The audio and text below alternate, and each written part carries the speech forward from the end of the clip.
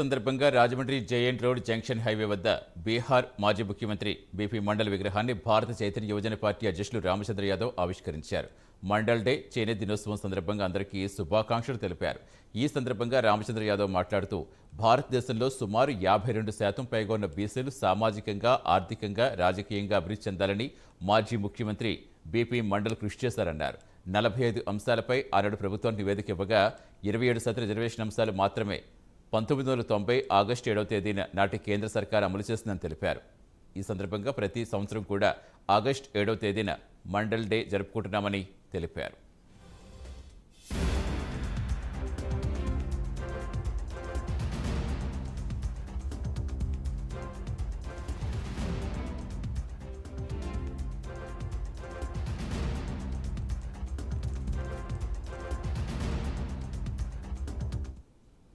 బీసీలు అన్ని రకాలుగా అభివృద్ధి చెందాలంటే ఖచ్చితంగా మండల్ ప్రతిపాదించిన అన్ని అంశాలు కేంద్ర ప్రభుత్వం అమలు చేయాలని కోరారు.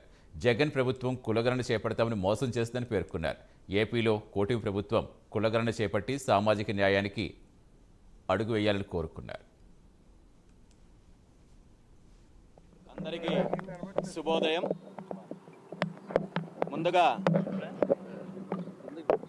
ఆగస్టు 7 మండల్ డే సందర్భంగా అందరికీ మండల్ డే శుభాకాంక్షలు తెలియజేస్తూ, అదేవిధంగా ఈరోజు ఆగస్టు 7న జాతీయ చేనేత దినోత్సవం కూడా ఉన్నది కాబట్టి అందరికీ చేనేత దినోత్సవం శుభాకాంక్షలు తెలియజేస్తూ, భారతదేశంలో సుమారు 52% పైగా ఉన్న బీసీలు అభివృద్ధి చెందాలి, విద్యపరంగా, ఉద్యోగాల పరంగా, సామాజికంగా, ఆర్థికంగా, రాజకీయంగా అన్ని రకాలుగా బీసీ వర్గాల అభివృద్ధి చెందాలని అనేక రకాలుగా కృషి చేసిన పెద్దలు బీహార్ మాజీ ముఖ్యమంత్రి శ్రీ బీపీ మండల్ గారు ఆయన కమిషన్ ద్వారా